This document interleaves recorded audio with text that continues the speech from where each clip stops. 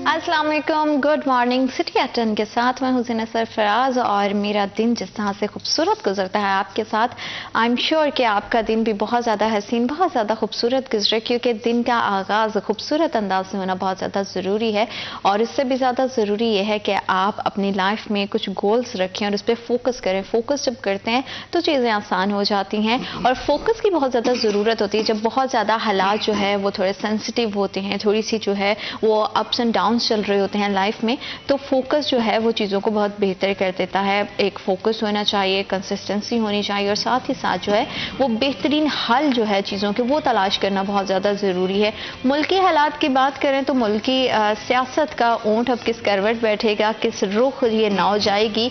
और क्योंकि जाहिर बात है कि जैसे पहले भी हम सबको पता है कि 3 मार्च को शहबाज शरीफ साहब ने जो है बतौर वज़ीर आज़म पाकिस्तान हल्फ उठा लिया है, तो अब सियासत कहाँ जाती हुई दिखाई देगी, मामूलात किस तरह से चलेंगे। क्योंकि माशियत के हवाले से बात करें तो बहुत ज़्यादा हालात बदतर दिखाई दे रहे हैं। इंडस्ट्री का बहुत बुरा हाल है, क्योंकि फैसलाबाद जो है वो स्पेशल इंडस्ट्री का एक मरकज़ समझा जाता है। इसे पाकिस्तान का तीसरा बड़ा शहर होने के साथ साथ मैनचेस्टर ऑफ पाकिस्तान कहा जाता है, जहाँ से लोगों का रोज़गार बहुत ज़्यादा वो बसता है। और लोग जो है वो इसी उम्मीद पर अभी भी देख रहे हैं हुकूमत की जानिब के आने वाले दिनों में बेहतरी दिखाई देगी। तो क्या मौजूदा सूरत हाल है, इस पर बात करने के लिए आज मैं स्टूडियो में ज्वाइन किया है हमारे सीनियर रिपोर्टर हैं अब्दुल रहमान। अस्सलाम वालेकुम अब्दुल रहमान, कैसे हैं आप? अल्लाह का शुक्र, आप सुनाएं। मैं बिल्कुल ठीक हूँ, thank you so much for coming.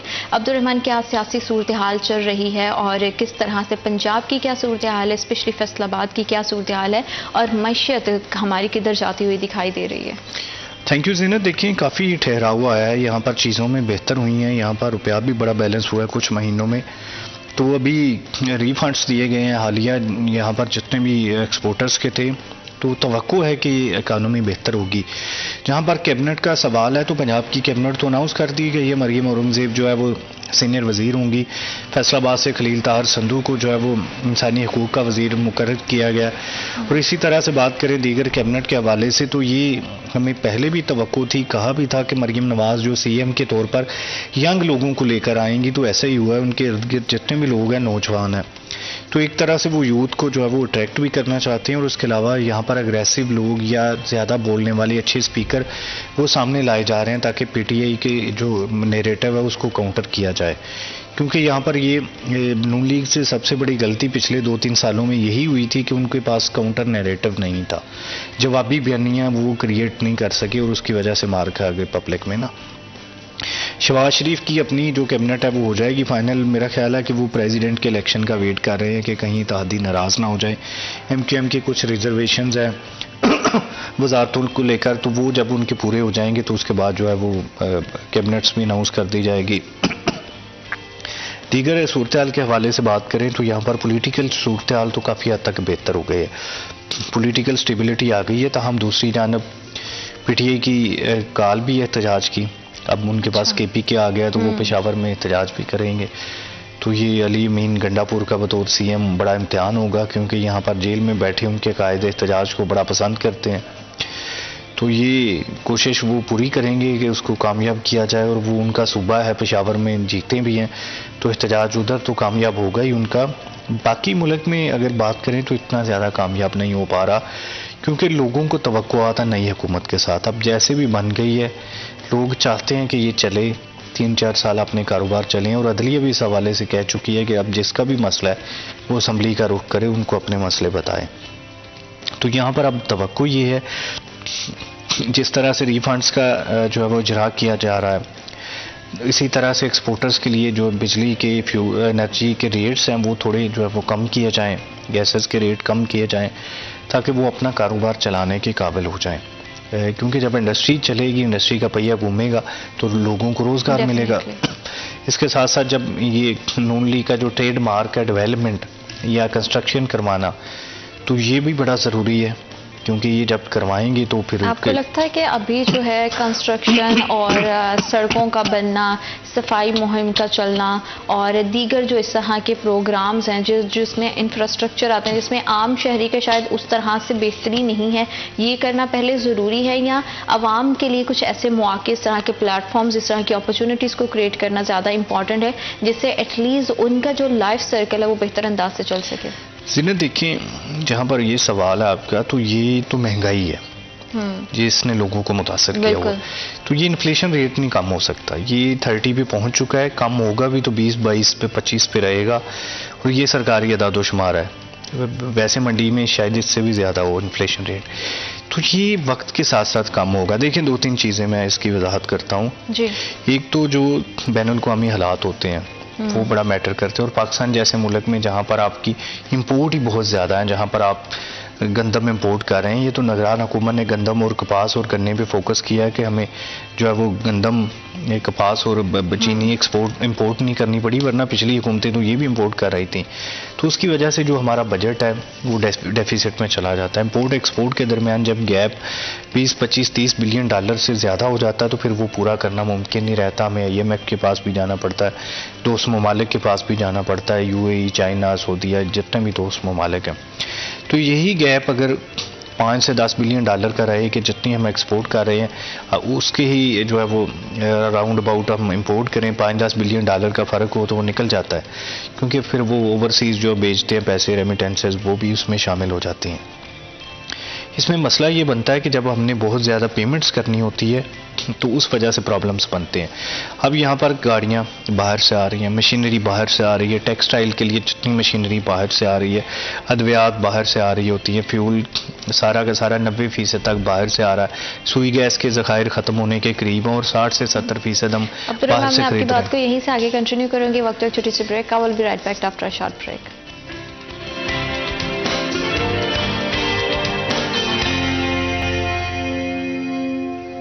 Welcome back after short break. आप देख रहे हैं सिटी एट 10 और मुल्क की मईशत की सूरत हाल कैसी, इसी हवाले से हम बात कर रहे थे। और बहुत ज़रूरी है कि अगर हमें अपनी मईशत को बेहतर करना है तो हमें महंगाई को कंट्रोल करना पड़ेगा, हमें जो है एनर्जी क्राइसिस पे बहुत ज़्यादा जो है वो फोकस करना पड़ेगा कि किस तरह से चीज़ों को बेहतरी की जानिब लाया जा सकता है, क्योंकि इंडस्ट्री चलेगी तो ही जो है वो आम आदमी के घर का चूल्हा भी जलेगा, रोज़गार के मौके पैदा होंगे। अब्दुर्रहमान, आप क्या समझते हैं कि एनर्जी क्राइसिस कितना टाइम अभी मज़ीद लगेगा हमारी गवर्नमेंट को कि एनर्जी क्राइसिस जैसे बहरान से हम बाहर निकल सकेंगे? देखिए जी, एनर्जी क्राइसिस इतना बड़ा बहरान नहीं है, ताहम इसमें जब पैसा बहुत ज़्यादा इन्वॉल्व हो जाता है तो फिर कोई भी हुकूमत इससे निकलना नहीं चाहती, चाहे वो IPP के साथ मुआहदे हों, चाहे इस तरह के कोई भी काम हो। फेस्को जो फैसलाबाद डिवीज़न को या रीजन को या मुख्तलिफ अजला को डील करती है तो उसमें लाइन लॉसेस ना होने के बराबर हैं।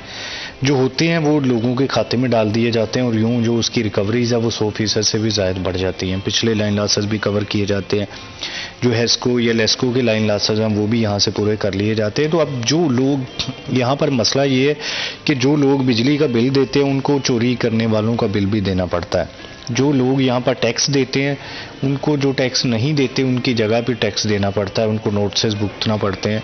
तो यही वजूहत है कि लोग जो है वो ऑनलाइन नहीं होना चाहते, लोग डिजिटलाइजेशन नहीं चाहते, लोग अपना कारोबार जो है वो टैक्स नेट में नहीं लाना चाहते कि उनका टैक्स नेट भी बढ़ जाएगा, उनको नोटिस भी शुरू हो जाएंगे और FBR का शिकंजा उनके गिर्द सख्त हो जाएगा। और जो लोग बिल्कुल भी इस नेट में नहीं है वो ज़्यादा मौज में है, चाहे वो दुकानदार हैं, रिटेलर्स हैं, छोटे मोटे कारोबार करने वाले हैं या प्राइवेट मुलाजिम है या जो भी अपना कारोबार करता है प्रॉपर्टी का, गाड़ियों का, वो टैक्स नेट में नहीं है और उसके लिए बड़ी मौज है, बड़ी सहूलत है कि वो सुकून से अपना कारोबार भी करता है, बाकियों से उसके हालात ज़िंदगी भी बेहतर हैं और वो जिए जा रहा है।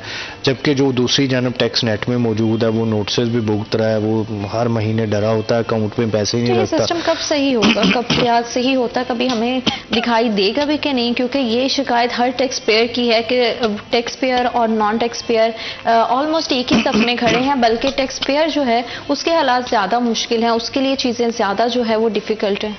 देखिए जी, जो बाहर जाते हैं वो चीज़ वापसी पे बताते हैं कि यहाँ पर डिजिटलाइजेशन है या कैसे जो प्लास्टिक मनी है या कार्ड पे सारा कुछ चलता है, तो वो कार्ड पे जब वो ट्रांजैक्शन होती है तो उसमें गवर्नमेंट का टैक्स उधर चला जाता है, बाकी उनके पास आ जाता है। जो कैश लेन देन होता है वो फिर जाके उन्हें टैक्स जमा करवाना पड़ता है। तो यहाँ पर ओवर बिलिंग का रवाज नहीं है, पक्का बिल होता है। हमारे यहाँ पे होटल्स, रेस्टोरेंट्स या दूसरे तमाम जो टैक्स इकट्ठा भी कर रहे होते हैं उसमें भी वो टैक्स चोरी कर रहे होते हैं। कोई ऐसा FBR के पास सिस्टम नहीं है कि जिससे वो टैक्स चोरी पकड़ सके। इसका नतीजा ये निकलता है कि जो जमा करवाता है वो उसी पे मुतमईन हो जाते हैं और वो लोग बड़े थोड़े हैं, मुश्किल 3 मिलियन लोग होंगे जो टैक्स देते हैं। फैसलाबाद में 1 मिलियन से कम है। यहाँ पर पॉपुलेशन देखें तो 9.5 मिलियन है। इस हिसाब से कम 3-4 मिलियन तो फैसलाबाद से निकलने चाहिए। फिर जो 8 बाज़ारों समेत जो दीगर रिटेलर्स कारोबारी लोग हैं वो भी सारा कुछ कैश पे कर रहे हैं। कार्ड्स की तो यहाँ पर हौसला शिकनी की जाती है, हौसला अफजाई के बजाय ना, कि बजाय इसके कि इस पर कोई रिलीफ दिया जाए, टैक्स कम डिडक्ट किया जाए, या कम से कम जो है वो कुछ चीज़ें बेहतर की जाए, 1% बेशक कर लिया जाए। लेकिन होता यूँ है कि यहाँ पर जिसके पास कार्ड है, जो रिटेलर या दुकानदार है, वो 3% उस पर ज़्यादा टैक्स चार्ज करता है। पहले तो वो 8 बाज़ारों में कहीं आपका कार्ड लगाएगा नहीं, अगर वो लगाएगा तो 3% ज़्यादा चार्ज करेगा। तो इस तरह के जो मसाइल हैं वो फिर जो है वो लोगों को कैश लेन देन पे मजबूर करते हैं, और यही सबसे बड़ी खराबी है। पाकिस्तान में समझा जाता है कि 75% तक लोगों के पास कैश लेन देन है, और सिर्फ 25% जो रुपया है वो बैंकिंग ट्रांजैक्शन के काम आता है, और फिर उस पे बैंकिंग चैनल्स पे टैक्स ज़्यादा है, लोग कैश लेन देन पे चले जाते हैं, उसमें रोले भी पड़ते हैं प्रॉपर्टीज़ के या कारोबार के, या मतलब केसेस भी चलते हैं। लेकिन इसके बावजूद लोग ऑनलाइन ट्रांजैक्शन करने के हामी नहीं है, चेक में जाने के जो है वो इसमें फिर अगर कहा जाए कि आवाम की गलती है तो वो कहना भी जो है वो गलत नहीं होगा। जाहिर बात है कि वो अपने लिए एक सेफ वे को देखते हैं। जैसे आपने कहा कि हमारे यहाँ जो है 25% सिर्फ बैंकिंग ट्रांजेक्शन्स और ये सारी चीज़ें होती हैं, और अगर हम सिर्फ पर्चियों पर ही रहेंगे तो फिर तो मतलब इदारों को तो सिर्फ हम ब्लेम नहीं कर सकते, मालियाती इदारे हमारे अच्छे से काम नहीं कर रहे हैं या टैक्स नेट नहीं बढ़ रहा है, क्योंकि हम खुद अपने लिए चोर दरवाजे ढूंढते हैं।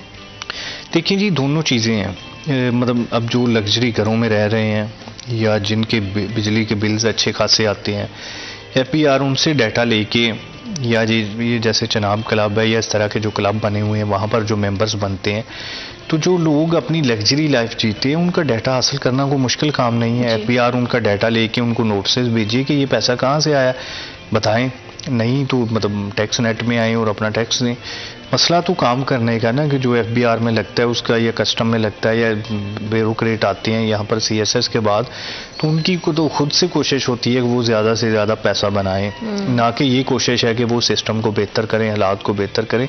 और ये वैसे भी पॉलिसी नीची मुलाजमिन की बजाय जो है वो हुकूमत की पॉलिसी होती है कि उसको किस तरह से इम्प्लीमेंट किया जाना है। देखें, आज गवर्नमेंट फैसला कर लेती है कि जितने भी कारोबार हैं, अगर कोई बैंकिंग चैनल से बाहर से आएगा तो उस पर ज़्यादा टैक्स होगा, तो चीज़ें बेहतर हो जाएंगी, एहतजाज होगा, ये कुछ होगा, वो होगा। लेकिन हुकूमत ने जितने सख्त फैसले किए हैं, अब कल जो पासपोर्ट की फ़ीस है वो 50% तक बढ़ा दी है, तो इस पर क्या हो गया? इससे पहले ड्राइविंग लाइसेंस की फ़ीस बढ़ाई है, चलान बढ़ा दिए, तो इस पर भी ये थोड़ा सा जो हुकूमत को यही है कि मजबूत होना पड़ेगा, अपोजिशन को इत्मीनान में लेना पड़ेगा।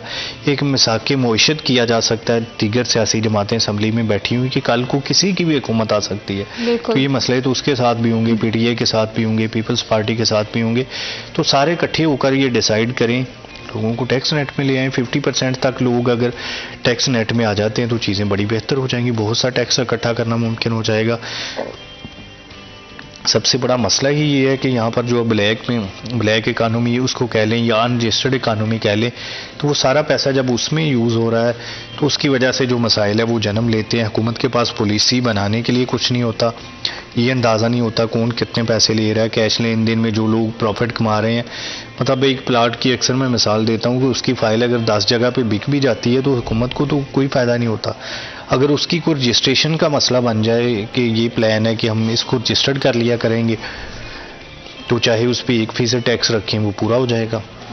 कुछ शोबों पे टैक्स में कमी लाने की ज़रूरत है ताकि उसका कारोबार बेहतर हो जाए। होता ये है कि यहाँ पर जो भी कारोबार चलने लगता है हुकूमत उस पर टैक्स बढ़ा देती है ताकि जो है वो टैक्स ज़्यादा इकट्ठा हो।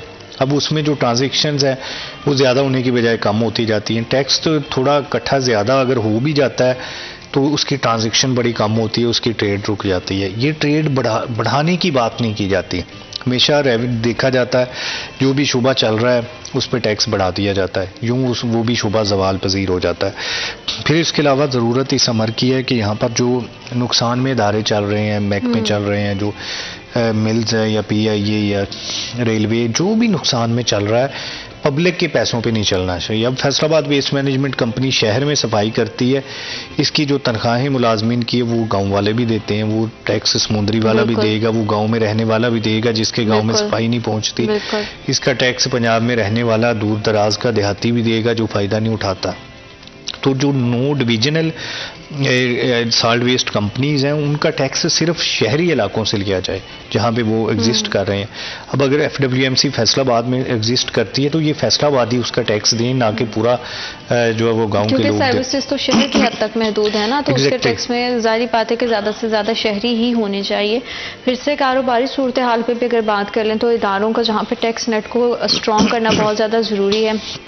छोटे ताजरों के बहुत ज़्यादा मसाइल हैं अब्दुर्रहमान, क्योंकि हम देखते हैं कि उनका कारोबार जिन्होंने बहुत ही कम इन्वेस्टमेंट के साथ जो है वो कारोबार शुरू करते हैं और बहुत बड़ी बड़ी इंडस्ट्रीज़ नहीं हैं, इंडस्ट्री के अपने बहरान हैं, उनकी अपने मसाइल हैं, लेकिन अगर उनके कंपैरेटिवली हम देखें क्योंकि स्पेशली अगर फैसलाबाद की बात करें तो यहाँ से हर तबके का मजदूर भी हमें मिलता है, ताजर भी मिलता है, तो उनके मसाइल के हवाले से आपको लगता है कि अब नई गवर्नमेंट कुछ अहम फैसले करेगी?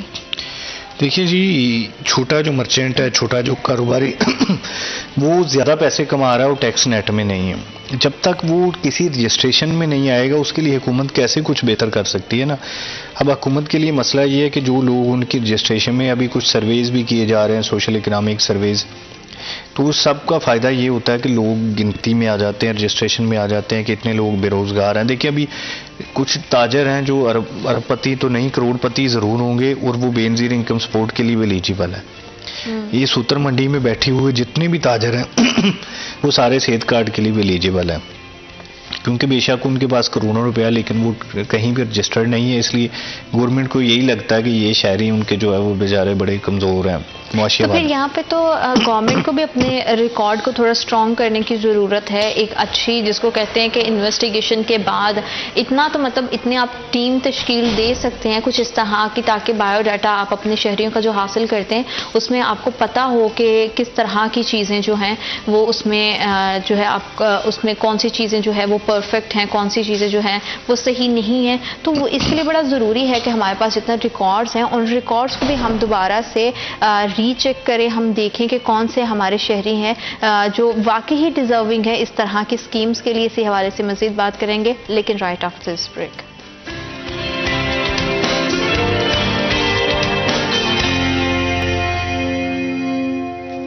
Welcome back after short break. आप देख रहे हैं सिटी एस 10 और बढ़ती हुई महंगाई ने जहां पे मुल्क की कमर तोड़ रखी है, मईशत का जो है हमें पहिया जो है वो बड़ा ही रुका हुआ दिखाई दे रहा है और डाउनफॉल बहुत ज़्यादा है।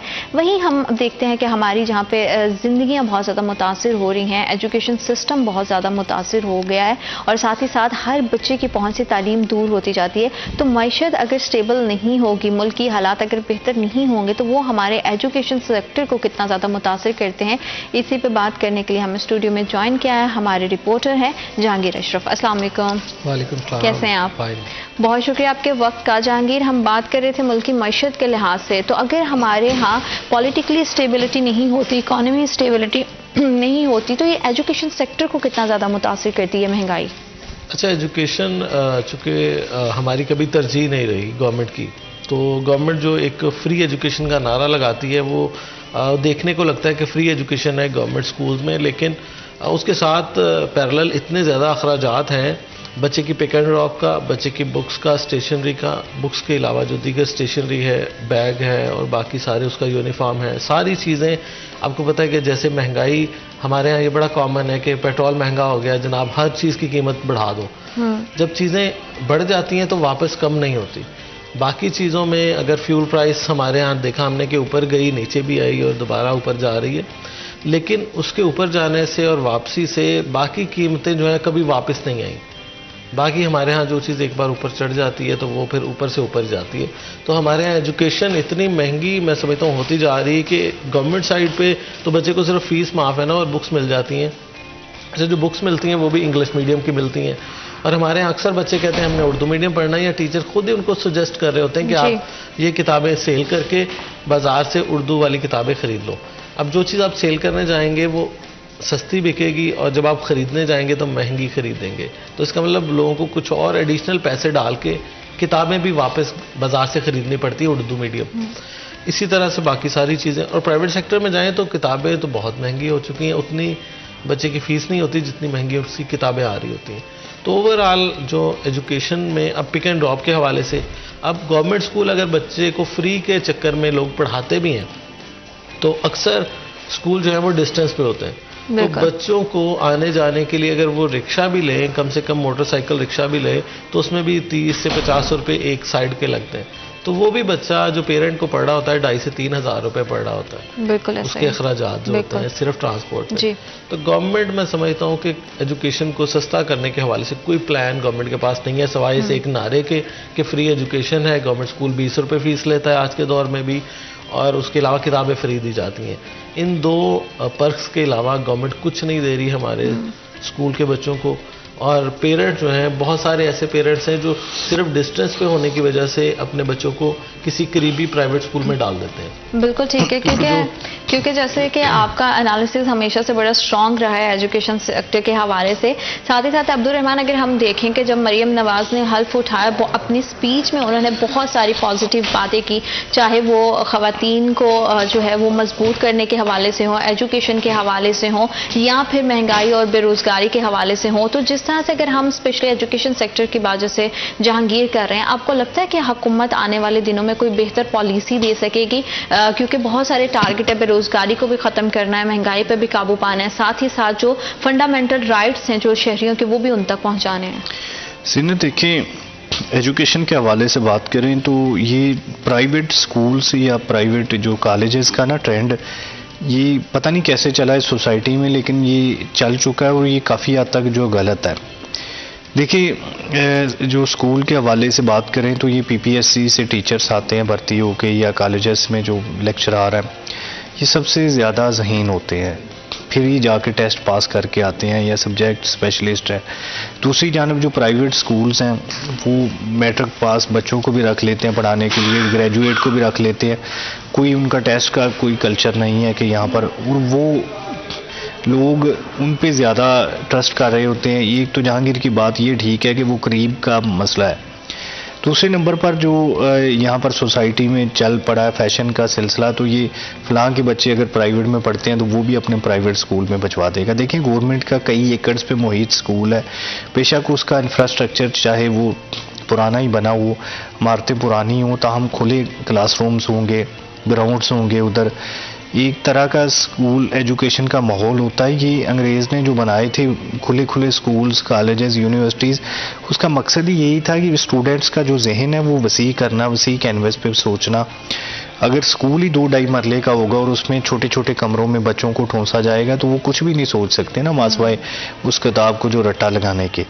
तो ये लोग जिनके नज़दीक सरकारी स्कूल या कॉलेजेस हैं, उनको उस पर ज़्यादा फोकस करना चाहिए, क्योंकि वो उन पे टीचर्स भी अच्छे हैं, उनका जो है वो सारा काफ़ी चीज़ें बेहतर है। और बाकी जो प्राइवेट स्कूल्स या कॉलेजेस का नाम बना है, ये पोजीशंस परचेज भी करते हैं बोर्ड से मिलके ना, ये बड़ा मसला है। ये पोजीशन ख़रीद लेते हैं या अच्छे स्टूडेंट्स को फ्री में पढ़ा के फिर बाहर तस्वीरें लगा के वालिदैन को एक्सप्लॉइट करते हैं।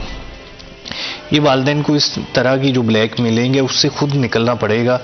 ये बिल्कुल एक जो फैशन बना है उसका नुकसान हुआ है सोसाइटी को, कि अब गरीब से गरीब बच्चा भी जो है वो सरकार में पढ़ने की बजाय प्राइवेट स्कूलों में पढ़ रहा है, और सरकार महज इस वजह से भी असातिज़ा की कमी पूरी करने में दिलचस्पी नहीं लेती, क्योंकि बड़ी थोड़ी अटेंडेंस होती है। भी हम देखते हैं अब्दुल रहमान, सरकारी स्कूलों में बच्चों की तादाद कम नहीं होती है, अब तो कम होती जा रही है बहुत। लेकिन फिर भी हम अगर प्राइवेट की निस्बत देखें तो एक एक क्लासरूम में जो है एक प्राइवेट स्कूल के क्लासरूम से ज़्यादा बच्चे होते हैं। और वहाँ पे अगर हमें, जैसे हम बात कर रहे थे कि एम्प्लॉयमेंट के लिए हमें अपॉर्चुनिटीज़ क्रिएट करनी पड़ेंगी, तो जहांगीर उसके लिए बहुत ज़रूरी है कि हम जो है वो सरकारी स्कूलों में जहाँ पे ज़रूरत है टीचर्स की, असातिज़ा की, उनकी भर्तियाँ की जाएँ, ताकि माशरे में रोज़गार के मौके ज़्यादा पैदा हों। हमारे यहाँ जो बेरोज़गारी है, जो हमारे हज़ारों नौजवान अपने घरों में बैठे हैं, वो सर्व कर सकें। अच्छा, ये सबसे ज़्यादा नीड है इस वक्त स्कूल की गवर्नमेंट सेक्टर के, कि हमारे यहाँ इतने ज़्यादा लोग पिछले 4-5 साल में रिटायर हो गए हैं कि उनके मुतबादल पिछले 5 साल में एक भी नया टीचर भर्ती नहीं हुआ। गवर्नमेंट के अपने डाटा के मुताबिक अभी 1,15,000 सीट सिर्फ पंजाब में खाली हैं सरकारी स्कूल टीचर्स में, और सिर्फ फैसलाबाद में देखें तो 6,000 सीट्स खाली हैं। अब गवर्नमेंट स्कूल में टीचर नहीं मौजूद, कमरों की शॉर्टेज इनके पास है, डिस्टेंस पे ये होते हैं, और इनके अलावा और कई मसाइल की वजह से गवर्नमेंट का मेयार जो है वो आहिस्ता आहिस्ता नीचे मजीद गिर रहा है। एक तो पहले ही जो अब्दुर्रहमान भी बात कर रहा है कि ट्रस्ट पेरेंट्स का सारा फोकस हो गया प्राइवेट सेक्टर की तरफ। एक तो वो चार्म होता है कि बच्चे जी पोजीशंस लेके आएंगे, क्योंकि हमारे यहाँ तो नंबर गेम इतनी ज़्यादा इंपॉर्टेंट है कि नंबर गेम पे ही हमारे बच्चे का फ्यूचर डिसाइड होता है। अलमिया ये है कि बच्चे को नहीं देखा जाता कि आया कि वो सिर्फ रट्टा लगा के ये नंबर हासिल कर लिया, और भी उसकी क्वालिटीज़ कोई हैं नहीं है, उसकी किसी और क्वालिटी को नहीं देखा जाता। उसकी सिर्फ मेमोरी अच्छी है, उसका रट्टा अच्छा लग गया, उसने अच्छा नंबर गेम में वो अच्छे नंबर पे आ गया, तो अदर देन उसकी qualities as a human being, उसका बिहेवियर, उसका एटीट्यूड, ये क्या है वो कोई नहीं देखता। तो हमारे यहाँ इसी दौड़ के चक्कर में सारे प्राइवेट सेक्टर की तरफ फोकस चला जाता है, और हमारा गवर्नमेंट सेक्टर इतना इग्नोर है कि अब गवर्नमेंट इसमें पिछले 5 साल से भर्तियाँ भी नहीं कर रही। और ये भी एक आम तासुर पाया जा रहा है कि अगर इतनी ज़्यादा, अब 1,15,000 अगर सीट्स खाली होंगी तो गवर्नमेंट कहेगी हम इतना स्टाफ नहीं रख सकते, ये हम प्राइवेटाइज जो एक चल रहा है कि प्राइवेटाइज करने की तरफ शायद जाएँ, या हम नेक्स्ट कोई भी रेगुलर टीचर नहीं रखेंगे, कॉन्ट्रैक्ट बेस्ड रखेंगे, एनुअली रखेंगे, या उसको कोई भी कंडीशन लगा दे। जिस तरह कॉलेजेस में कॉलेज टीचर इंटर्नी रखते हैं, स्कूल टीचर इंटर्नी इंट्रोड्यूस करवाने का एक प्लान सोचा जा रहा है कि टर्म बेस पे होंगे, गर्मियों की छुट्टियों की सैलरी उसको नहीं मिलेगी, और सिर्फ 7-8 माह के लिए टीचर रखा जाएगा, हर साल नया टीचर आएगा। तो ये कहीं जगहों पे कारगर भी साबित होगी और बहुत ज़्यादा फ्लॉप भी होने के चांसेस हैं, क्योंकि टीचर जो है वो हर साल चेंज होने से एक तो रिस्पॉन्सिबिलिटी कम होगी, रिजल्ट अच्छा आए ना आए उसकी रिस्पॉन्सिबिलिटी नहीं होगी, नेक्स्ट ईयर उसको पता है कि पता नहीं मेरी जॉब होनी नहीं होनी। तो काफ़ी ज़्यादा इसमें है। टीचर जो है वो पूरे करने चाहिए, ताकि एटलीस्ट बच्चों को माहौल जैसा भी हो, क्लासरूम बरामदे में भी लग रही है लेकिन टीचर ज़रूरी है। बिल्कुल। तो टीचर के बगैर अगर वो बहुत लग्जरी कमरे में भी बिठा दें, टीचर ना होगा तो फिर स्कूल का फ़ायदा कोई नहीं है। बिल्कुल, क्योंकि फिर तालीम को जो है वो मुतासर होगा उसका हर जगह, क्योंकि सिर्फ अच्छा लग्जरी रूम दे देना या आसाइश दे देना ये काफ़ी नहीं होता। साथ के साथ जो है वो अगर कहीं पे चीज़ों में थोड़ी कमी आए तो फिर भी उसको इंसान एडजस्ट कर लेता है। साथ ही साथ जिस तरह से बेरोज़गारी के हवाले से हमने अब्दुर्रहमान बात की है, नौजवान जितने हमारे हैं, जितनी हमारी यूथ है, उनके लिए कितना ज़्यादा ज़रूरी है नई हुकूमत के लिए, नून लीग के लिए, क्योंकि उनके लिए उनके ट्रस्ट को बहाल करना बहुत ज़्यादा ज़रूरी है, यूथ के ट्रस्ट को बहाल करना। तो वो उसी सूरत मुमकिन है कि अगर बेरोज़गारी पे थोड़ा काबू पाया जाए, कोई इस तरह के प्रोग्राम्स, कोई इस तरह की स्कीम्स या इस तरह की जो है अपॉर्चुनिटीज़ क्रिएट की जाए, ताकि हमारा टैलेंट जो है, जो बाहर बहुत हमने देखा है कि हमारे बहुत ज़्यादा ब्रेन ड्रेन हुआ है, तो उस सब चीज़ों को कंट्रोल करना बहुत ज़्यादा ज़रूरी है मुल्क की मईशत को अगर बेहतर करना है तो। सीनत, पिछले 10 वर्षों में लोगों का इत्मीनान इस मुल्क पर, इस स्टेट पर, हुकूमत पर या जो है वो गवर्नेंस पर बिल्कुल भी नहीं रहा। हर साल, पिछले साल से ज़्यादा लोग बाहर जा रहे हैं, और अभी जो लेटेस्ट महीनों के हवाले से बात करें तो ये मतलब हर महीने 1 लाख स्टूडेंट तकरीबन बन रहा है, या नौजवान बन रहा है, या लेबर वाला बन रहा है, और ये सारे वो हैं जो बगैर डंकी के जा रहे हैं, जो डंकी लगा के जाते हैं, 2 नंबर तरीके से स्लिप हो जाते हैं। अभी आपने सुना होगा कि कुछ एयर होस्टेस स्लिप हो गई हैं कुछ ममालिक में, एक बॉक्सिंग का प्लेयर जो है वो भाग गया है। तो ये बड़ा मसला आ रहा है कि लोगों को, अब पहले हम बात करते थे आम लोगों की, स्टूडेंट्स की, मजदूरों की, अब जो अच्छी जॉब्स में हैं उनका भी यहाँ पे ट्रस्ट जो है वो नहीं रहा। वो भागना चाहते हैं, अपने बच्चों को लेकर भागना चाहते हैं, और ये ब्यूरोक्रेसी पे जो अच्छी पोस्टिंग पे होते हैं वो भी मायूसी का शिकार दिखाई देते हैं। पिछले कुछ बरसों में सोशल मीडिया पे प्रोपेगेंडा भी किया गया, और ये काफ़ी हद तक हकीकत भी है कि जिस तरह से इंडस्ट्री बंद हुई है, जिस तरह से भत्ता माफिया मुतहरक हुई हैं, जिस तरह से स्टेट की जो रेट है कमज़ोर हुई है, तो लोग बाहर भागने को आफियत समझते हैं। बहुत सारे लोग बांग्लादेश में, दुबई में, या चाइना में, या तुर्की में अपना कारोबार लेकर जा रहे हैं, अपनी उधर नेशनलिटी ले रहे हैं, दुबई में पैसा खर्च करके गोल्डन वीज़ा ले रहे हैं ताकि उधर ही रहें, वो कभी कभार वापस आएँ और उधर से बैठ के अपना कारोबार देखें। और पिछले 2-3 सालों में कम से कम $10 बिलियन की इन्वेस्टमेंट जो है वो पाकिस्तानियों ने सिर्फ दुबई की रियल एस्टेट में की है, जो तुर्की या बांग्लादेश में वो उसके अलावा है। इसी तरह से बांग्लादेश में जो इंडस्ट्री लेके जा रहे हैं, तो वहाँ पर वो हालात ऐसे हैं, बांग्लादेश में समझा जाता है कि जो असला लाइसेंस हासिल करना है वो बड़ा मुश्किल काम होता है, यानी कि इतनी अमन-ओ-मान, उधर एहतजाज भी चल रहे हैं हुकूमत के खिलाफ, इलेक्शन बाइकाट भी हुआ है, इसके बावजूद जो ट्रस्ट है बाहर की दुनिया का या उनके जो सनतकारों का, वो ज़रा डैमेज नहीं हुआ। मुसलसल एक्सपोर्ट उनकी बढ़ रही है, IMF से जब चाहे वो डील में चले जाते हैं। तो इस तरह की कोई भी दुनिया के साथ उनके इश्यूज़ नहीं है, अच्छे रिलेशंस में चल रहे हैं। उसकी महज वजह जो है वो मुल्क की गवर्नेंस है, लॉ एंड ऑर्डर की सूरत हाल है। यहाँ पर ये मसला आ रहा है कि कपास भी इधर होती है, बांग्लादेश के पास कपास भी नहीं होती, वो भी इंपोर्ट कर रहा होता है। GSP+ के बावजूद हमारी जो एक्सपोर्ट है वो नहीं बढ़ रही।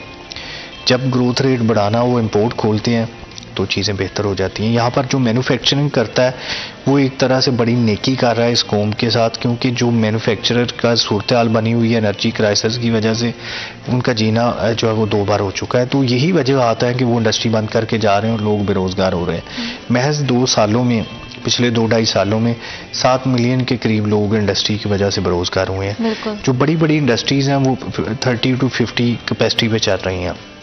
जो यहाँ पर फैसलाबाद में जिनका एक नाम होता था, 3 शिफ्टों में काम चलता था, अब उन्होंने क्या किया, 2 शिफ्टें कर दी। और जो पहली शिफ्ट है और दूसरी शिफ्ट है उसको 4-4 घंटे का ओवर टाइम बढ़ा दिया। अब उनका फ़ायदा ये है कि उनकी ट्रांसपोर्टेशन का खर्चा बच गया, जो मज़दूर को खाना देते थे एक टाइम का वो बच गया। इसी तरह से कई चीज़ें उन्होंने बचा ली और उनका जो ओवर टाइम है वो भी बढ़ना शुरू हो गया।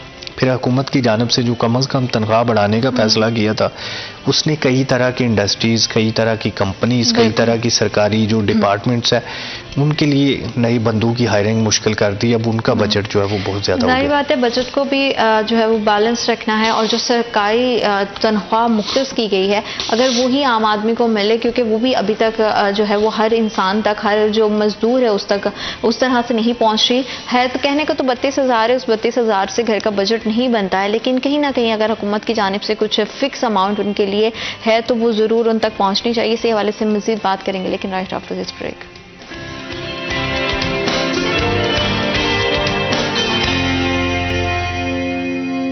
Welcome back after short break. आप देख रहे हैं सिटी एट 10। और अगर मुल्क की मैशत को बेहतर करना है तो जॉब क्रिएट करने की बजाय बेहतर है कि हम जितनी हमारी नई नस्ल है उनके लिए उनके बिजनेस आइडियाज़ को सपोर्ट करें, और गवर्नमेंट इस तरह का कोई प्लेटफॉर्म ज़रूर मुहैया करे ताकि वहाँ पे वो अपने आइडियाज़ को पुट कर सकें और उसको चीज़ों को उनके लिए आसान बनाएं, ताकि हम अपनी इकॉनमी को भी बेहतर कर सकें और उनके लिए भी जो है वो जॉब की बजाय, उनको जॉब सीकर्स की बजाय जॉब क्रिएटर बना सके, ताकि हम मिलजुल कर जो है मुल्क की नाव को चला सके। इसी हवाले से मजीद बात करेंगे। जहांगीर, हमने देखा है कि हमारे यहाँ हमारी यूनिवर्सिटीज़ में टैलेंट की कमी नहीं है, हमारे जितनी भी हमारी यंग यूथ है उसके पास बहुत ज़्यादा आइडियाज़ मौजूद हैं। उस आइडियाज़ को गवर्नमेंट को सपोर्ट करने की ज़रूरत है जिससे हालात बेहतर हो सकते हैं।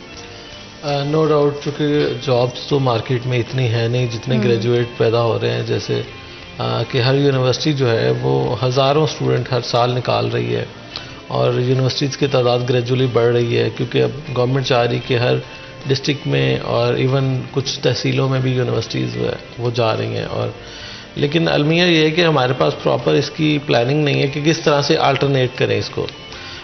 पिछले कुछ अरसा से बहुत ज़्यादा एंटरप्रेन्योरशिप पे काम हो रहा है, लेकिन अभी उसके वो रिजल्ट्स सामने आना शुरू नहीं हुए। वो उसको वक्त भी लगेगा, लेकिन हर यूनिवर्सिटी ने उसको बाकायदा अडॉप्ट भी नहीं किया। बिल्कुल ठीक। चाहिए तो ये कि हर स्टूडेंट को अपनी ही यूनिवर्सिटी में एटलीस्ट एक प्लेटफॉर्म दिया जाए जिसमें उसका अगर कोई बिजनेस आइडिया है तो उसको कोई मेंटोरशिप मिले, उसको कोई गाइड मिले।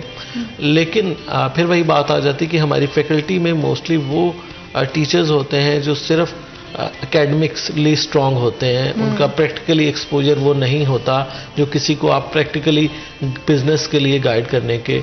तो इसलिए इंडस्ट्री अकेडमी लिंकेज के प्लेटफॉर्म से हर यूनिवर्सिटी में ऐसे जो कमेटीज़ कुछ बनानी चाहिए जिसमें इंडस्ट्री से रेलेवेंट एक्सपर्ट्स मौजूद हों, जो बच्चों को गाइड करें कि अगर उन्हें कोई जॉब नहीं मिलती तो अपने ही डिग्री में रहते हुए किस तरह फ्लरिश कर सकते हैं, किस आइडिया पर काम कर सकते हैं, ताकि उनकी थोड़ी सी ब्रेनस्टॉर्मिंग हो।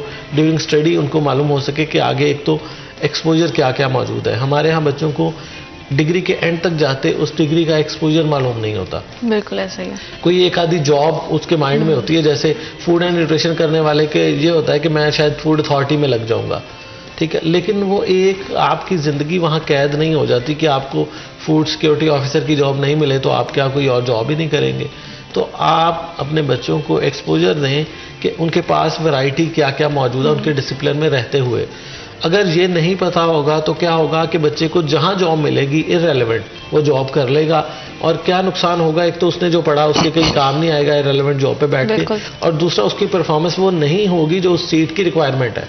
तो हमारे यहाँ सबसे ज़्यादा प्रॉब्लम मेरा ख्याल है कि यही होता है कि मोस्टली इररेलेवेंट पर्सन्स जॉब कर रहे होते हैं उन सीटों पर जो कि रिक्वायर्ड उनके पास स्किल्स या रिक्वायर्ड नॉलेज या रिक्वायर्ड डिग्री नहीं होती।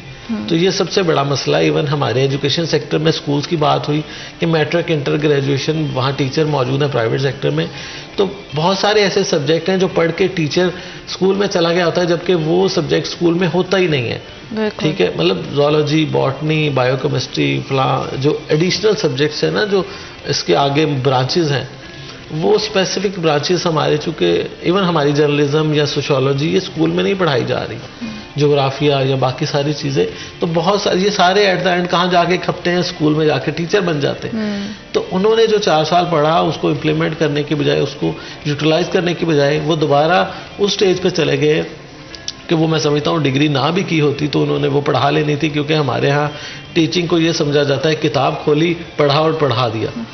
हालांकि ये बहुत ही इम्पॉर्टेंट रोल मास्टर में प्ले करता है, ये इदारा भी, हमारे टीचर्स भी, और सबसे कम हम इसी को जो है वो समझते हैं, अहम समझते हैं। हम समझते हैं किसी से कुछ नहीं हो रहा तो चलो फारग वक्त तो टीचिंग कर लेते हैं, हालांकि बहुत इंपॉर्टेंट है।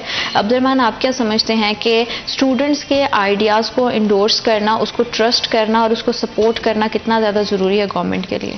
ये जहांगीर की बात बड़ी हद तक दुरुस्त है कि यहाँ पर जो गैर मुतल्लिका बंदे आके बैठ जाते हैं और वो नुकसान करते हैं और महज पैसों के लिए, और उनके पास डर होता है कि वो अगर ये नौकरी भी ना मिली तो फिर वो बेरोज़गार रह जाएंगे। तो यहाँ पर जो बात आपके सवाल की है, मसला ये है कि यहाँ पर जो यूनिवर्सिटीज़ हैं हमारी, या जो यहाँ पर रिसर्च कल्चर है वो बिल्कुल भी अच्छा नहीं है, बहुत बुरा है, दुनिया के मुकाबले में 100 गुना पीछे है।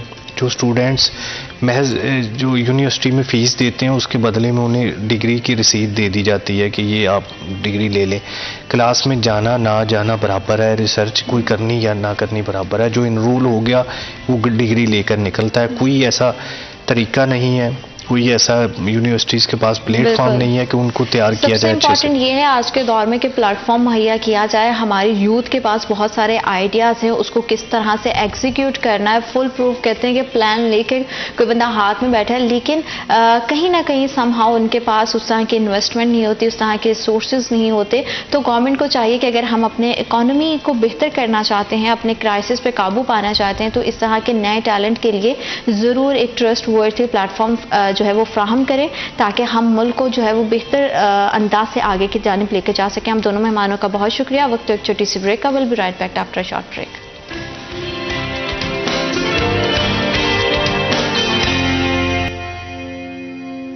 Welcome back to after short break. आप देख रहे हैं सिटी एट 10 और मुल्की निज़ाम को बेहतर अंदाज से चलाने के लिए टैक्स नेट को बेहतर करना बहुत ज़्यादा ज़रूरी है। टैक्स के सिस्टम को समझना बहुत ज़्यादा ज़रूरी है और इसके कितने बेनिफिट्स हो सकते हैं इस पर भी बात करने की बहुत ज़्यादा ज़रूरत है, ताकि हमारे तमाम जितने भी पाकिस्तानी उनको पता चले कि उनके क्या फ़राइज़ हैं और उनके लिए टैक्स की अदायगी कितनी ज़्यादा इंपॉर्टेंट है। अगर हमें अपने कारोबार को बेहतर अंदाज से चलाना है, अपनी माइशत को बेहतर करना है, अपनी इम्पोर्ट एक्सपोर्ट को बढ़ाना है, रेवेन्यू जनरेट करना है, तो हमारे मालियाती इदारों को स्ट्रॉन्ग करना बहुत ज़्यादा ज़रूरी है। और इसमें हमारे टैक्स सिस्टम का क्या रोल हो सकता है, उसके क्या बेनिफिट्स, इस पर बात करने के लिए हमें स्टूडियो में ज्वाइन किया है इमरान मुनीर हैं, general secretary Faisalabad tax bar, और साथ ही साथ हमारे सीनियर रिपोर्टर हैं उमैर अजमत। अस्सलाम वालेकुम सर, कैसे हैं आप? अल्हम्दुलिल्लाह। उमैर, आप कैसे हैं? मैं ठीक हूँ अल्हम्दुलिल्लाह। Thank you so much. आप दोनों मेहमानों की तशरीफ आवरी का बहुत शुक्रिया सर। हमेशा से हम टैक्स की अदायगी पे बात करते आए हैं, हमेशा से हमारा फोकस होता है कि पब्लिक ये चीज़ समझे और हमारे इदारे समझे कि टैक्स नेट को बढ़ाना कितना ज़्यादा इंपॉर्टेंट है।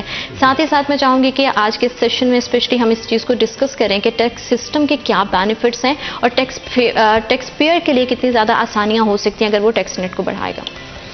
देखिए, जो टैक्स नेट बढ़ाने का सिस्टम है ना, इस पे अगर आप थोड़ा सा हिस्टोरिकली देखें तो ये 2005 के बाद सिस्टम प्रॉपर शुरू हुआ, लोगों को अवेयरनेस दी गई। उस टाइम पे शौकत अजीज साहब की गवर्नमेंट आई, उन्होंने नए सिस्टम लॉन्च किए, ऑनलाइन फाइलिंग का सिस्टम शुरू किया, डॉक्यूमेंटेशन ऑफ इकोनॉमी का वर्ड बड़ा फ्लोट हुआ, लोगों ने बड़ा सुना जी डॉक्यूमेंटेशन, उनको पहली दफ़ा पता लगा कि डॉक्यूमेंटेशन ऑफ इकोनॉमी भी कोई चीज़ है।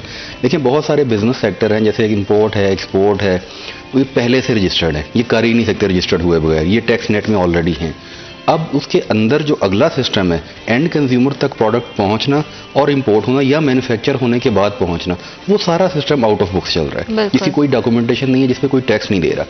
इस सिलसिले में गवर्नमेंट जो काम कर रही है, रिसेंट उन्होंने फास्ट मूविंग कंज्यूमर गुड्स, जो हम आम रोजमर्रा चीज़ें इस्तेमाल करते हैं, उन तमाम को एक डिजिटल इनवॉइसिंग के मॉडल में लाने की कोशिश की है, बल्कि उसको मैंडेटरी कर दिया है कि सब लोग वो लाजमी सिस्टम लगाएं। उससे आपका एक बहुत बड़ा सेक्टर कवर होगा। अब आपके सवाल का दूसरा जो हिस्सा है कि इसका फ़ायदा क्या होगा। देखिए, अभी इस टाइम पे इस साल में 5.5 मिलियन टैक्स रिटर्न फाइल हुई है।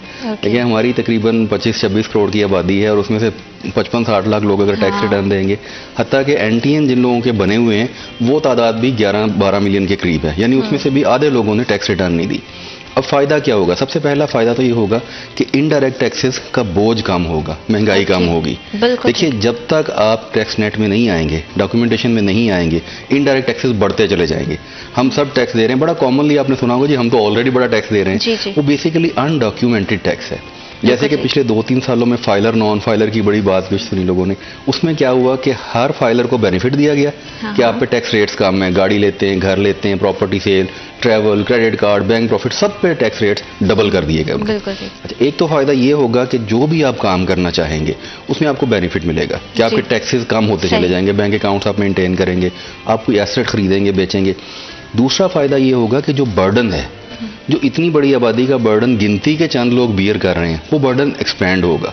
फिर उसके बाद जब डॉक्यूमेंटेशन होगी तो ये पैसा टैक्स रेट सर्कल में आएगा। और सर्कल में जब रोटेशन होगी तो वो सारे पे टैक्स भी आएगा और उसका बेनिफिट बहुत सारे लोगों को होगा। बिल्कुल ठीक है, और बहुत ज़रूरी भी है कि इस चीज़ को लोग समझें और इसके बारे में अवेयरनेस जितनी ज़्यादा हो वो भी उतनी ज़्यादा जो है वो इम्पॉर्टेंट है। उमर, हम साथ ही साथ अगर बात करें, IMF की जानिब से जो है ये कंडीशन रखी गई है कि जो है वो टैक्सेस को इंक्रीज़ किया जाए। आप क्या समझते हैं कि आम आदमी को इससे कितना ज़्यादा बेनिफिट होगा? बिस्मिल्लाहिर्रहमानिर्रहीम। मैं अपनी गुफ्तगू के आगाज़ में सबसे पहले तो इमरान मुनीर साहब को मुबारकबाद देता हूँ कि वो गुज़िश्ता रोज़ ही फैसलाबाद टैक्स बार एसोसिएशन के बिला मुकाबला जनरल सेक्रेटरी मुंतखब हुए, और बहुत बहुत मुबारक। और आपको और मुझे उम्मीद है कि इमरान मुनीर साहब इस हवाले से जो टैक्स बार के मेंबरान हैं और लायंस कम्युनिटी है उसके बेहतरी के लिए भरपूर इक़दाम करेंगे, क्योंकि बहुत एक्टिव शख्सियत हैं ये फैसलाबाद में।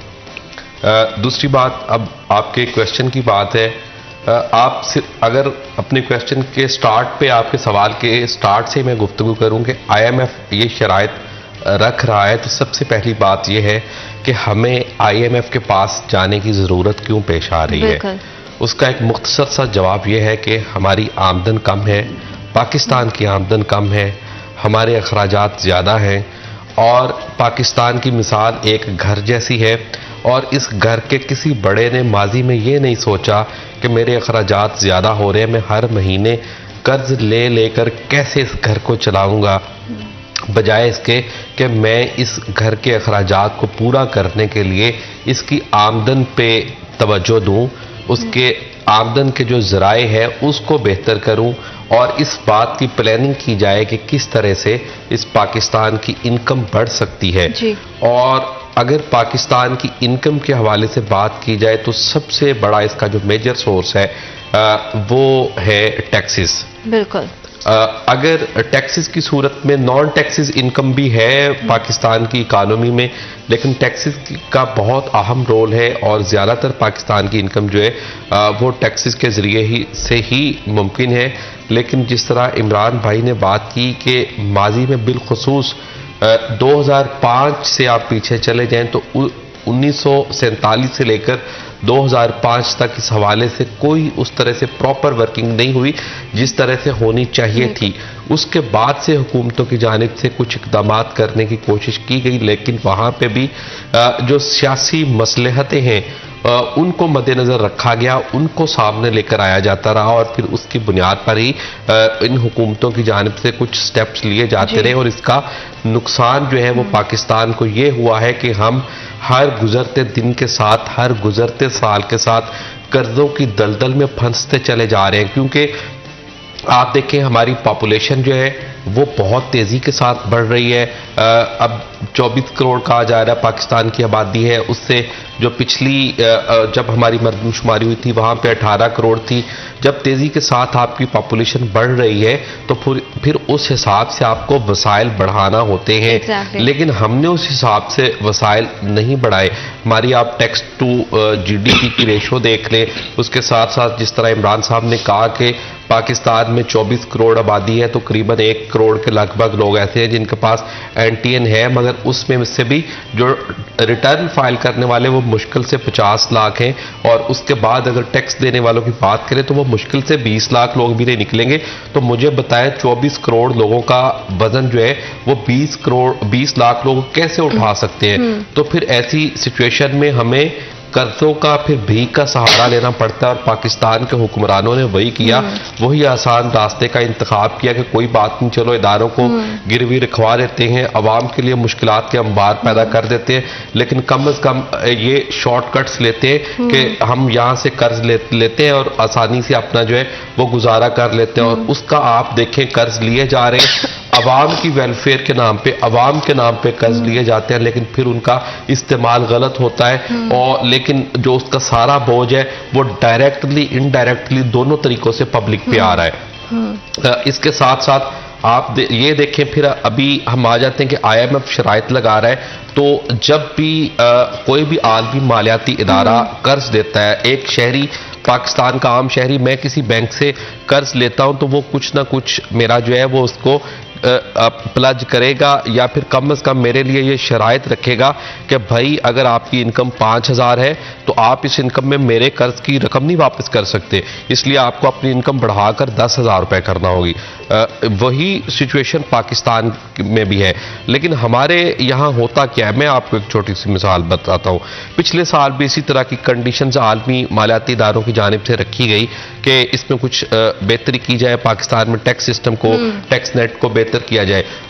FBR जो कि मेन टैक्स कलेक्टर है, जिसकी जिम्मेदारी है कि वो टैक्स नेट बढ़ाए, और उसके साथ साथ गवर्नमेंट की आशीर्वाद भी हासिल होना जरूरी होती है, तो बजाय इसके कि उन लोगों को टैक्स नेट में लेकर आया जाता है जिनकी आमदन काबिल टैक्स है, मतलब वो पाकिस्तानी वसाइल इस्तेमाल करते हुए लाखों करोड़ों रुपए कमा रहे हैं, बजाय इसके कि उनको इन्फोर्समेंट के जरिए टैक्स नेट में लेकर आया जाता। इन लोगों ने क्या करना शुरू किया कि इन्होंने गवर्नमेंट इंस्टीट्यूशंस के जो एम्प्लॉइज हैं उन पे सख्ती कर दी। हालांकि अगर वो लोग टैक्स सिस्टम में आते तो अच्छी बात है, लेकिन उसका पाकिस्तान को फायदा कोई नहीं है, उस तरह से इकोनॉमी को फायदा कोई नहीं। उसकी वजह यह है कि उनकी सैलरी से ऑलरेडी गवर्नमेंट टैक्स काट के उसके बाद उनको सैलरी पे करती है।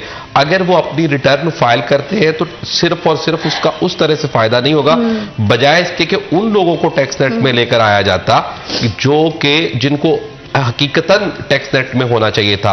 तो FBR ने क्या किया, वो कागज काले करके वो लाखों के फिगर फिर IMF के मुंह पे दे मारे, ले जी हमने टैक्स नेट बढ़ाने के लिए इकदाम किए और इतने लोगों को हम टैक्स नेट में ले, और उसका मुल्क की इकानमी को कोई फायदा नहीं हुआ। मैं आपकी बात को मैं आगे बढ़ाऊंगी, लेकिन वक्त एक छोटी सी ब्रेक, और ब्रेक के बाद डिस्कस करेंगे कि नई गवर्नमेंट के लिए किस तरह के चैलेंजेस हैं, right after this break.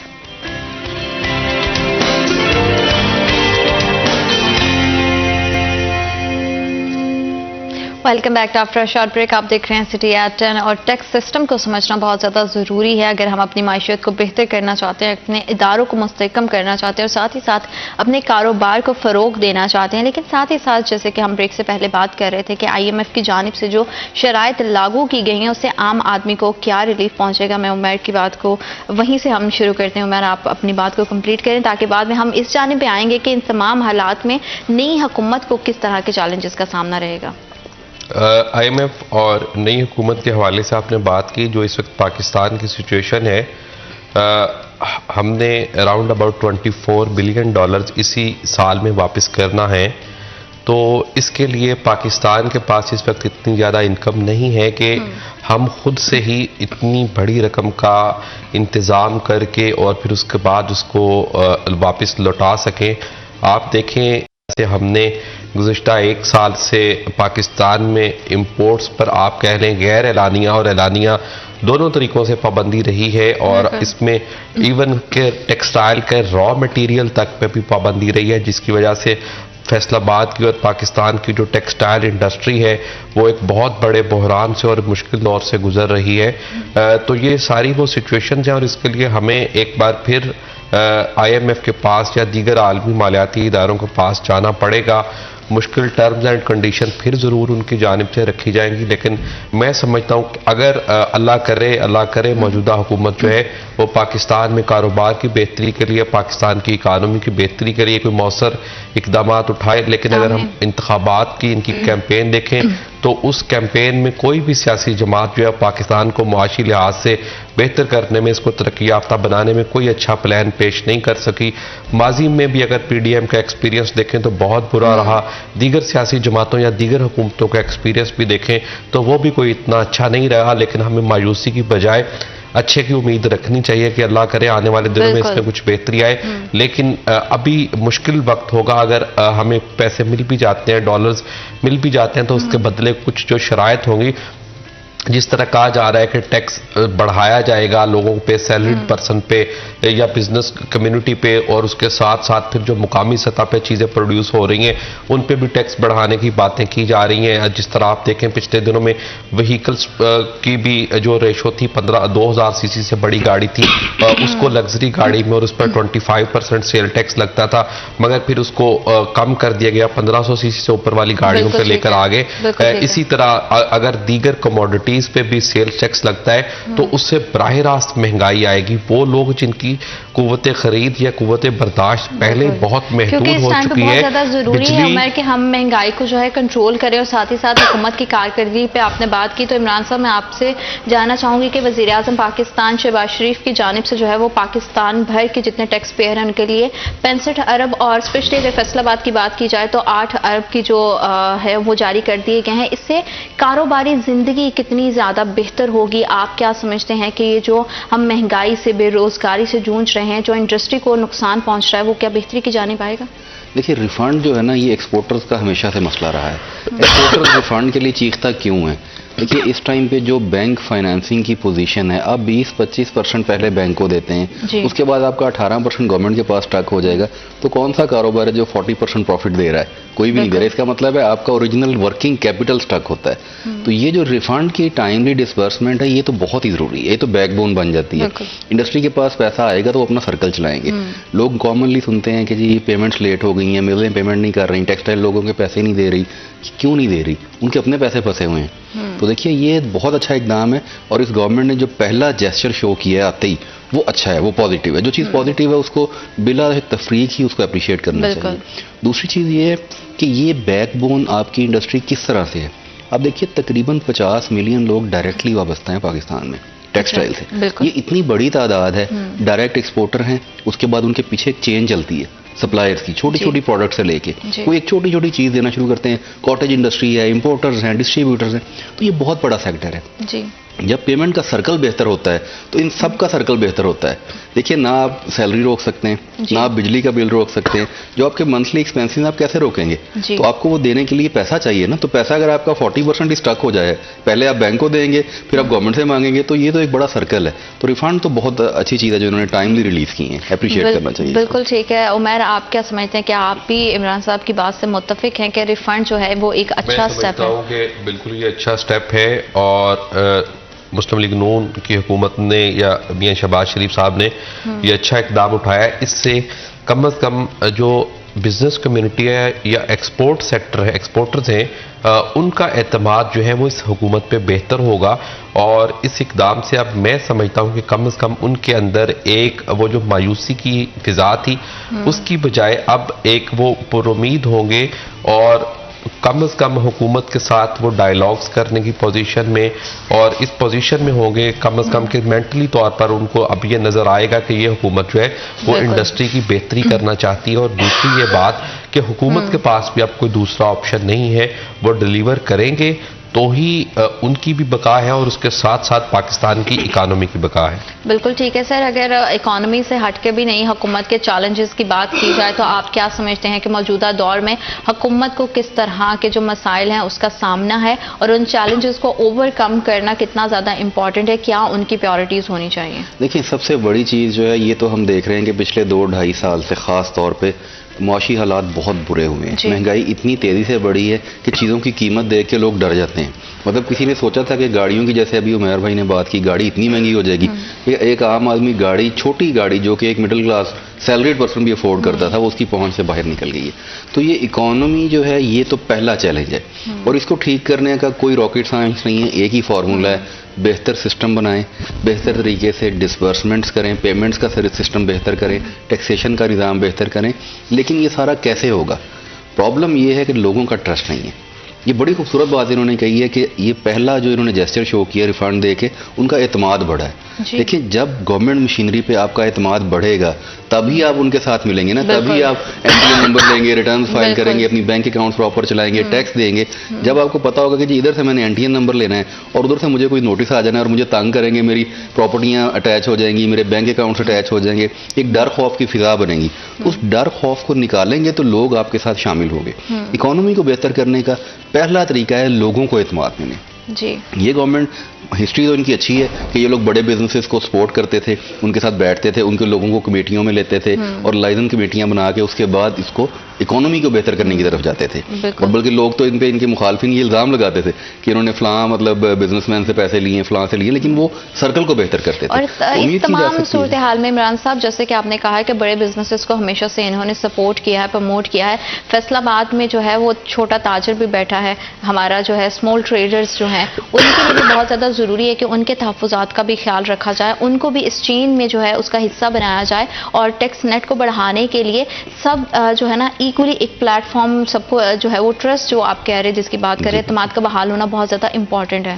Basically देखिए, एक यही बात हम कर रहे हैं कि जो बड़ा बिजनेसमैन है या जो किसी इंपोर्ट एक्सपोर्ट सेक्टर से वाबस्ता है या जिसकी इंडस्ट्री चल रही है, वो तो टैक्स नेट में है, वो तो प्रॉब्लम ही नहीं है। उसको तो आपने मैनेज करना है और मॉनिटर करना है।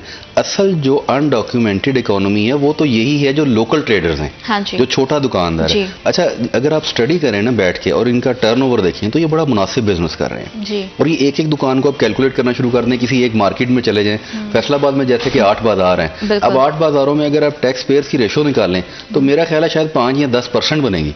दैट मीन्स कि 90% लोग वहां पे रजिस्टर्ड ही नहीं है, ये टैक्स दे ही नहीं रहे। अच्छा, इन लोगों की वजह से और इस सिस्टम की वजह से ही तो महंगाई बढ़ती है, क्योंकि इनडायरेक्ट टैक्सेस पर गवर्नमेंट ज्यादा लगाती है हर चीज कर जाते हैं। उन्होंने गाड़ियों की बात की, गाड़ियों पे रेट बढ़ा दिया।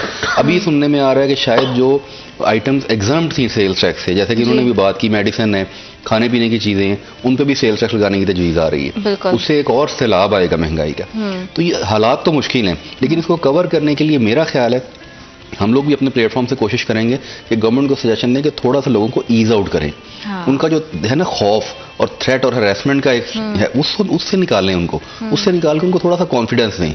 मैं नहीं कहता कि हम एमनेस्टियां देनी शुरू कर दें, ब्लैक मनी वाइट करना शुरू कर दें, लेकिन लोगों का कम से कम जो बुनियादी डर और खौफ है वो निकालें। क्योंकि होता ये है कि एक बंदा रजिस्टर्ड होता है, उसकी दुकान पर नोटिस भी आ रहा है, वो पेशियां भी भुगत रहा है, वो एफबीआर भी जा रहा है, बाकी 10 बंदे उसके साथ बैठे उनको पूछा ही नहीं। चेंज करना बहुत ज्यादा जरूरी है। अगर हम अपने टैक्स पेयर को जो है उसके तहफ़्फ़ुज़ात देंगे, उसके यकीन को जो है और ज़्यादा, उसके जो भी जो खदशात हैं उसको दूर करेंगे, और इसमें हमारे मालियाती इदारों का स्ट्रॉन्ग होना और अच्छे से परफॉर्म करना भी बहुत ज़्यादा ज़रूरी है। इसी हवाले से मज़ीद गुफ्तगू करेंगे, लेकिन राइट आफ्टर दिस ब्रेक।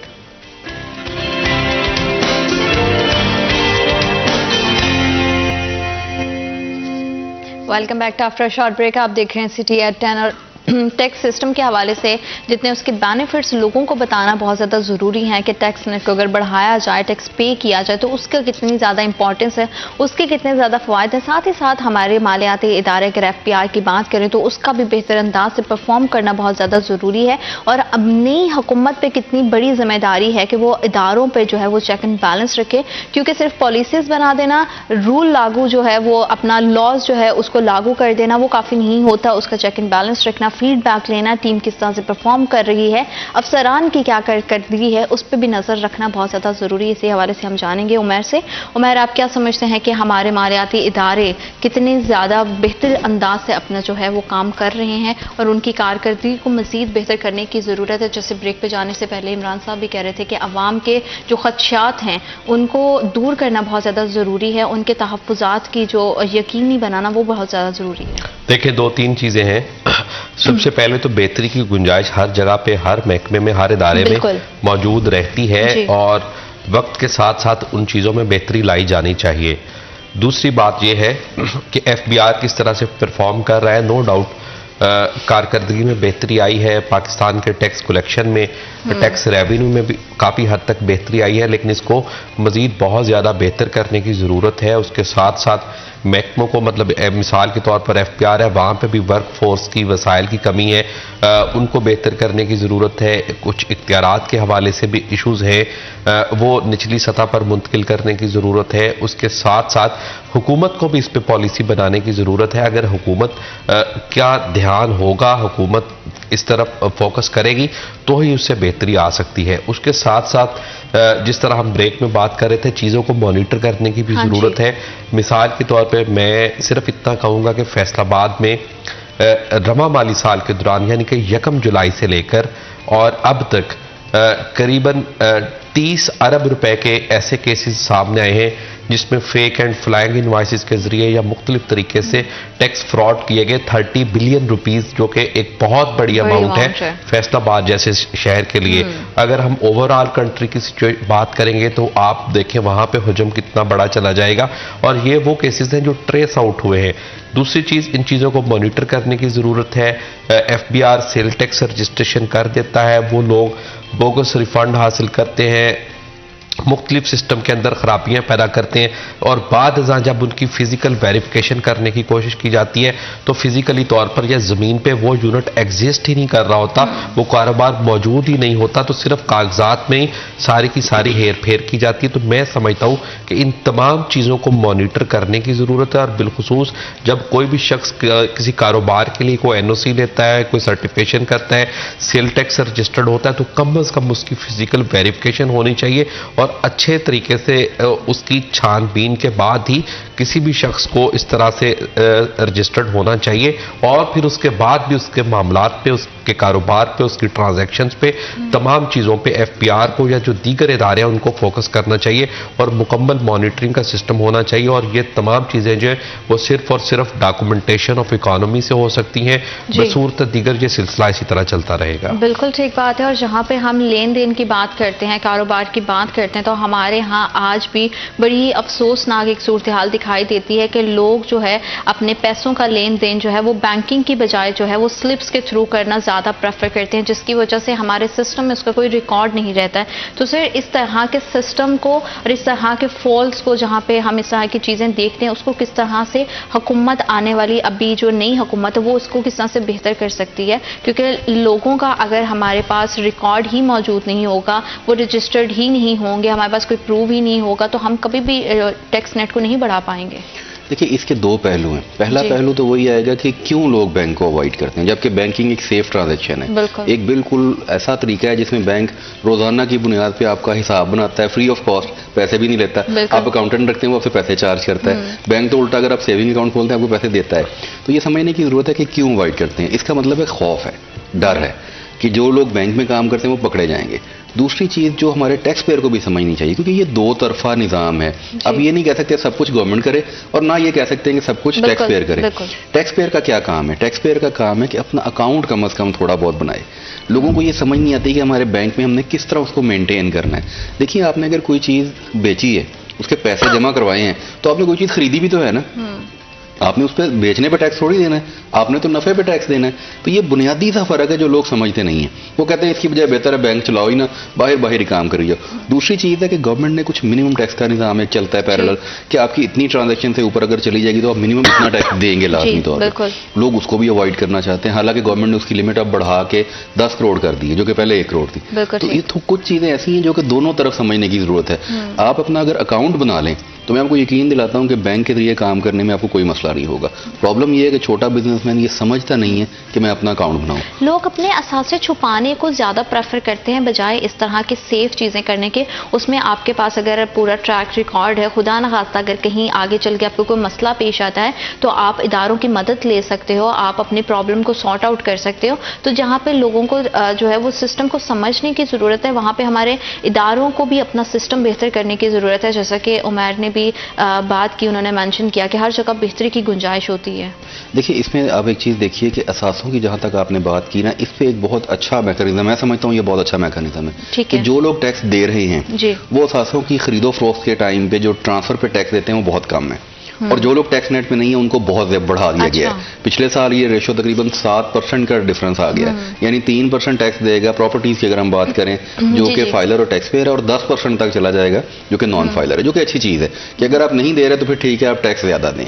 दूसरी चीज ये है कि अब जो मैकेनिज्म बन गया है एसेट्स की ट्रांसफर का, वो रिपोर्ट हो जाता है एफबीआर, और अब वो लोग तकरीबन टैक्स नेट में किसी न किसी तरीके से आ जाते हैं। तो ये जो हमने अभी बात की है ना कि तकरीबन 12 मिलियन एनटीएन बना हुआ है और 5 मिलियन टैक्स रिटर्न आई है, तो ये बाकी वही लोग हैं जिन्होंने किसी न किसी चीज को ट्रांसफर करने के लिए अपना एनटीएन बनाया, एक दफा उस टैक्स नेट में आए और उसके बाद निकल गए। तो इनका रिकॉर्ड तो गवर्नमेंट के पास आ गया है। अब करने की जरूरत क्या है कि गवर्नमेंट इसको बेहतर करे। देखिए पिछली दफा इन्होंने एक सिस्टम बनाया कि जो लोग नोटिस देने के बाद भी टैक्स रिटर्न नहीं देंगे, हम उनका मोबाइल फोन, बिजली का मीटर और गैस का मीटर ये काट देंगे, बंद कर देंगे कनेक्शन इनके। ये एक बड़ा थ्रेट था, इसको फिर उन्होंने भी होल्ड कर लिया, लेकिन ये थ्रेट बड़ा था। अगर कल को ये शुरू हो जाता है तो आप देखिए ये बाई हुक और बाई क्रुक, एक तरफ तो आपको आना पड़ेगा। दूसरी चीज समझने की जरूरत फिर वहीं पे आ जाएगी बात कि टैक्स पेयर को थोड़ा सा एतमाद दें, वो रजिस्टर्ड होगा और जरूर होगा जब उसको समझ आ जाएगी। अवेयरनेस देने की जरूरत है, अवेयरनेस की भी बहुत ज्यादा, बिल्कुल ठीक है, अवेयरनेस की भी जरूरत है और लोगों को भी समझने की जरूरत है कि अगर वो गवर्नमेंट की बनाई हुई पॉलिसीज के साथ चलते हैं तो उनके हक में बहुत ज्यादा बेहतर है और गवर्नमेंट के लिए भी बहुत सारी आसानियां पैदा हो जाएंगी। इसी हवाले से मजीद बात करेंगे, लेकिन राइट आफ्टर दिस ब्रेक।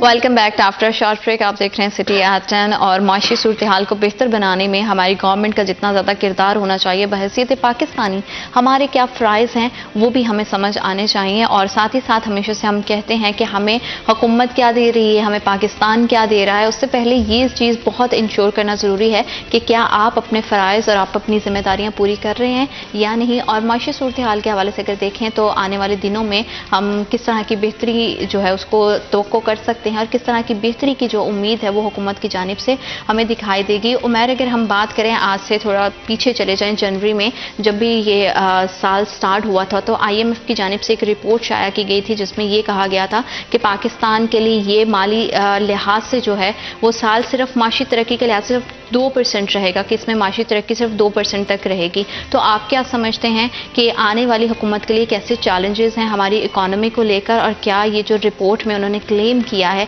ये ठीक है?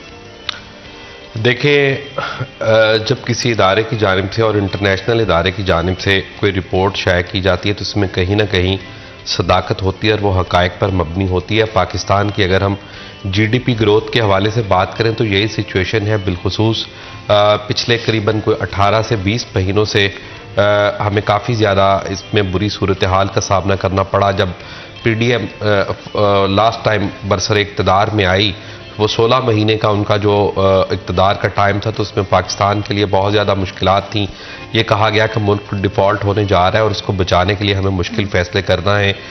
उसके लिए पाकिस्तान की इंपोर्ट्स पर पाबंदी आयद कर दी गई। उसके साथ साथ और भी बहुत से जो सख्त फ़ैसले थे वो किए गए और उसके असरात जो थे वो मुल्की इकॉनमी पे आए। उसके साथ साथ बिजली की कीमतों में इजाफा किया गया, सुई गैस के टैरिफ रिवाइज किए गए और तकरीबन कीमतों में 300% तक जो था इजाफा कर दिया गया डोमेस्टिक कंज्यूमर्स के लिए। और आज देखें पाकिस्तान में बिजली बहुत ज़्यादा महंगी है, गैस बहुत ज़्यादा महंगी है।